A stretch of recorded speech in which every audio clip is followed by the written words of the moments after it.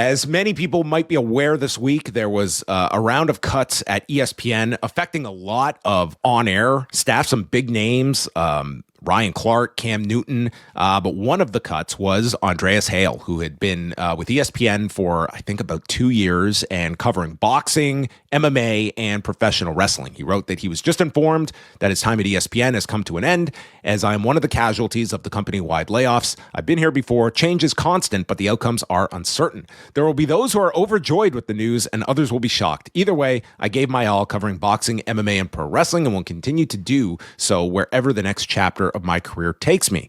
Once again, you know where to find me because I'm not going anywhere. So Andreas Hale is certainly, he was at the center of the WWE ESPN relationship that got off to a very rocky start last September, where Andreas would do letter grades for his show reviews, not just for pro wrestling, but also for UFC cards. And that is important to note. And the WrestlePalooza show is the one that generated a C rating. And this became a thing because somebody at ESPN gave this a C, which angered me at the time that other places made a thing out of this. Oh my God, can you believe it? This guy wrote what he thought about this. He didn't to me, it would be offensive if this guy gave that show an A. This was not a great show, but people made it a big deal that that he was not just carrying water for WWE. And it became this thing at the time. And he stood by his, the grading of all this. He did do another letter grade for the WWE Crown Jewel show in October. But after that, there were no more letter grades. As we had reported, WWE had their problems with these grades and they ended up getting dropped. But what was interesting is that when me and Brandon were working on this story, I'm looking, it was he's still grading UFC cards. So this was very clearly a WWE issue and not an overall TKO issue that they had. But if you go, Andreas, after that time period, he was pretty much just cut off from WWE access, culminating with this past year's WrestleMania, where he was denied a credential, and he posted that. Andreas is based in Las Vegas and was not able to cover the show. We did reach out to ESPN and basically just stated, should we read anything into him specifically being part of these cuts if they were attached at all to the letter grades and or his credential being denied?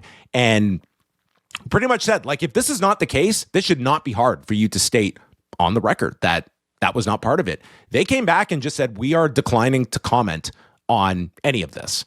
And they could have very easily just said that had nothing to do with it. They opted not to do that. That doesn't confirm it was part of the decision-making. It doesn't deny it either.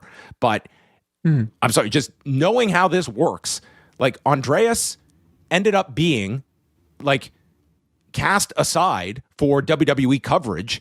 And when you're making these choices, this kind of put him into a position where it's hard to imagine that this didn't play a factor in that decision-making for a guy that, I was very disappointed on how all of this went down, because to me, I can't speak to the wider culture at ESPN because I don't know it, but at least in this story, it felt like there is definitely a big gap between ESPN on air and ESPN digital, because ESPN digital, it seemed like they were just out in the cold with WWE, and all of the promotion happened on air for WWE. And if his credential was turned down, if I'm ESPN, I'm putting my foot down and saying, listen, we pay you and you're not pulling this with our guy. And that did not happen. And he ended up he wrote about the Janelle Grant story. He wrote about Conor McGregor in the lead up to 329. So granted, I like Andreas. I think he's a very good reporter. I think he was in just an awful position. I for his sake, it sucks that you lose your job. I'm glad he's not in this position because it seemed like a really unfortunate one for him to land in. Unfortunately, it was with such a major entity. But this is one of the real unfortunate parts of when you're with a major entity that has ties to the league or promotion you're covering, that it's like this to me, it tells you, like, whoever succeeds Andreas in this role, like, there is a way to cover WWE. And if you want to go to the combative way, this is now your example. That is, ESPN doesn't have to say anything. It's going to scare enough people to avoid that type of coverage. Yeah. These sort of stories certainly don't feel uncommon these days in sports. I'm sure, professional wrestling not being singled out here. I mean, I think like we were sort of, had a similar experience working under Anthem for a news arm while they were operating TNA, right? And at some point, I mean, I don't even know what the answer is. Budget cuts, and when you use that sort of blanket term, you can have really sort of any justification for it. But there were certainly tensions, and I imagine there were incredible tensions probably with Andreas, as a part of this ESPN journalism division, while at the same time having to essentially promote WWE on the same sort of network. And if you are in charge of budgets, and if you do have to make a cut, It just kind of unfortunately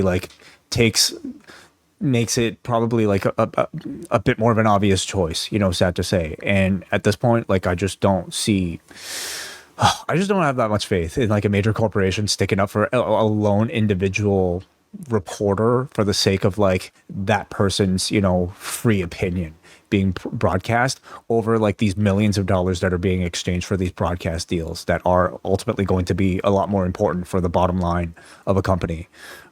So it sucks. It sucks that the media ecosystem is often in these sort of positions. It sucks for free speech. It sucks for journalism.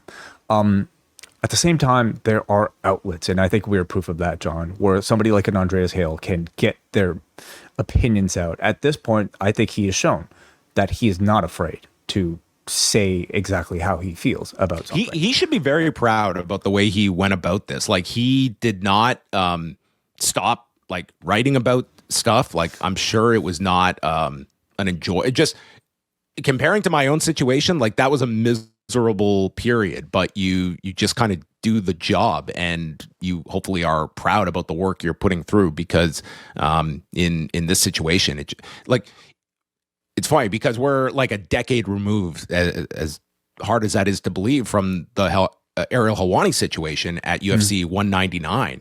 And granted, Ariel is a big name, and he might be the exception to the rule, but I definitely question if that same thing were to happen now, would UFC do a 180 and then allow MMA? It was him, Esther, and Casey that were all ejected out of the building, and it was they weren't going to credential Ariel again, but they caved on that several days later because it got so much attention outside of MMA, and Ariel is the name that is going to be that is going to elicit that kind of response. But today's UFC and just how big these entities are, I don't know if that same thing happens anymore. It's very easy to just not stick up for your reporters or journalists. It's a sad thing to say, but I was just very disappointed when Andreas lost his Mania credential, and it's that's when ESPN carries weight, and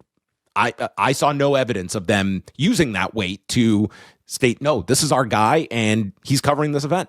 Yeah. In any case, I'm really quite looking forward to see where Andreas Hale ends up, and what sort of because I would say I think there's so much more potential for him to be a bigger voice in professional wrestling now that he doesn't have these shackles on him, and I think he would have a lot of people's attention. So I'm curious to see what he ends up doing. It's July on the Post Wrestling Cafe, and that means our extensive G1 coverage begins starting July 11th. We're going to have reviews of every single G1 card right up to and including the finals in the middle of August. Plus, Rewind Away takes a look at 2 episodes of Heels. We're also going to be going back to 2005 for a review of WrestleMania 21, and it is the start of our double shot episodes covering this season of Dark Side of the Ring. Plus, we are going to dive into the 3rd season of WWE Unreal. All that and so so much more can be yours by signing up to the Post Wrestling Cafe. It gets you XL editions of Rewind to Raw, Dynamite, and SmackDown, Collision Course on a weekly basis, MCU later, and so much more.